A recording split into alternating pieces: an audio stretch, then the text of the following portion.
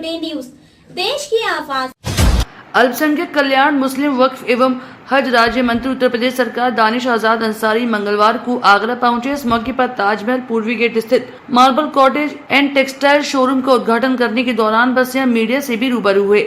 दानिश आजाद अंसारी का कहना था कि इस समय देश भर में भाजपा का सदस्यता महाअभियान चल रहा है। इसी कड़ी में आगरा में भी उन्होंने इस अभियान में शामिल होकर बड़ी संख्या में लोगों को पार्टी की सदस्यता ग्रहण करवाई है। दानिश आजाद अंसारी का कहना है कि भाजपा देश की सबसे बड़ी लोकतांत्रिक पार्टी है। देश के प्रधानमंत्री मोदी और सीएम योगी की डबल इंजन सरकार सभी समुदायों के साथ अल्पसंख्यक समुदाय खासकर मुस्लिम समुदाय के लिए बहुत कार्य कर रही है, जिससे कि मुस्लिम समाज के लोगों का स्किल, इंफ्रा डेवलपमेंट, मदरसा आधुनिक के साथ मुस्लिम बहनों को सशक्त करने के साथ मोदी और योगी सरकार हर मुद्दे पर पूरी तरह से खरी उतरी है। पार्टी का सदस्यता महाअभियान चल रहा है। आज उसी के निमित्त हम जनपद आगरा आए हैं और भारतीय जनता पार्टी विश्व की सबसे बड़ी लोकतांत्रिक पार्टी है और समाज के अंतिम पायदान पर खड़े व्यक्ति को उत्थान की तरफ जोड़ना ये हमारी पार्टी का लक्ष्य है। ईमानदारी से हम अपने लक्ष्य के लिए, हमारी मोदी और योगी सरकार उसके लिए काम कर रही है।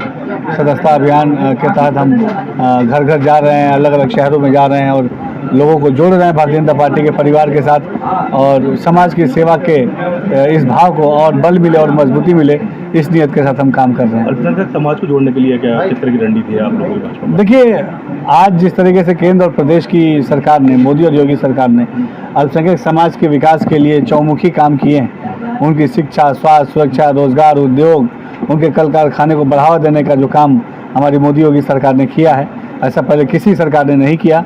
स्किल डेवलपमेंट की बात हो, मदरसा आधुनिकीकरण की बात हो, अल्पसंख्यक बहुल क्षेत्रों में इंफ्रा डेवलपमेंट की बात हो, हमारे मुस्लिम बहनों को सशक्त करने की, शिक्षित करने की बात हो, हर कसौटी पे हमारी मोदी और योगी सरकार खरी उतरी है और आज मुसलमानों को ये पूरा भरोसा है कि उनके डेवलपमेंट के लिए हमारी डबल इंजन की सरकार ईमानदारी से काम कर रही है।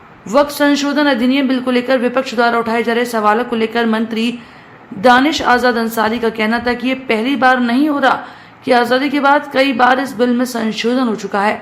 वक्फ की संपत्तियां मुस्लिम समाज के डेवलपमेंट के साथ स्कूल, कॉलेज, हॉस्पिटल खोलने के लिए बनाई गई हैं, जबकि देखा जा रहा है कि आम मुसलमानों को इसका लाभ नहीं मिल रहा। इसलिए वक्फ संशोधन बिल 2024 बेहद जरूरी है, जिससे कि आम मुसलमान को इसका लाभ मिल सके। वक्फ की संपत्तियों पर अवैध कब्जे को लेकर दानिश आजाद अंसारी का कहना है कि वक्फ की संपत्तियों को चिन्हित कर उन्हें कब्जा मुक्त कराया जाएगा और जो भी इस कब्जे के लिए दोषी होंगे उनके खिलाफ भी कार्रवाई की जाएगी। देखिए, वक्फ संशोधन अधिनियम ये पहली बार, सबसे बात तो समझने की जरूरत है कि ऐसा संशोधन पहली बार नहीं हो रहा। आज़ादी के बाद कई बार वक्फ के एक्ट में संशोधन हुए हैं, ये संशोधन हो सकते हैं। ज़रूरी जो चीज़ें वो होनी चाहिए।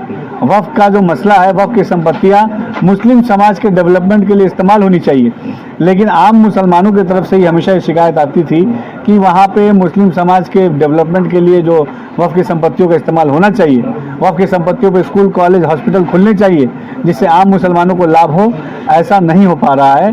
इन्हीं चीज़ों को सुनिश्चित करने की नीयत के साथ और वक्फ की संपत्तियों के विस्तार के लिए, उनके प्रॉपर हैंडलिंग के लिए, उनके जियो टैगिंग के लिए, उनके उसके रेवेन्यू को और बढ़ाने के लिए, इन तमाम चीज़ों के लिए वक्फ संशोधन अधिनियम 2024 बहुत ही ज़रूरी है। पूरे देश के साथ आगरा में भी बड़ी वक्फ संपत्तियां हैं जिस पर इस तरह के कब्जे हुए हैं। देखिए, वक्फ की संपत्तियों पर अवैध कब्जा नहीं होना चाहिए। वक्फ की संपत्ति मुस्लिम समाज के डेवलपमेंट के लिए इस्तेमाल होनी चाहिए, ये हमारी सरकार का मानना है और इस सोच को हम बल देने का काम कर रहे हैं। उनके खिलाफ भी कार्रवाई होगी अगर जांच होती है तो इस तरह की संपत्ति? देखिए, कहीं भी वक्फ की संपत्ति, अगर कहीं भी कोई अवैध कब्जा वक्फ की संपत्तियों पर कहीं है तो हम उसको कब्जा मुक्त कराएंगे और उसको मुस्लिम समाज के डेवलपमेंट के लिए इस्तेमाल करेंगे। इतना ही, आगे फिर होगी ऐसी ही मुलाकात किसी खास खबर के साथ। तब तक के लिए नमस्कार और देखते रहिए तहलका लाइव टुडे न्यूज। ऐसी ही खबरों को देखने के लिए आप हमारे चैनल को लाइक करें, शेयर करें, सब्सक्राइब करें।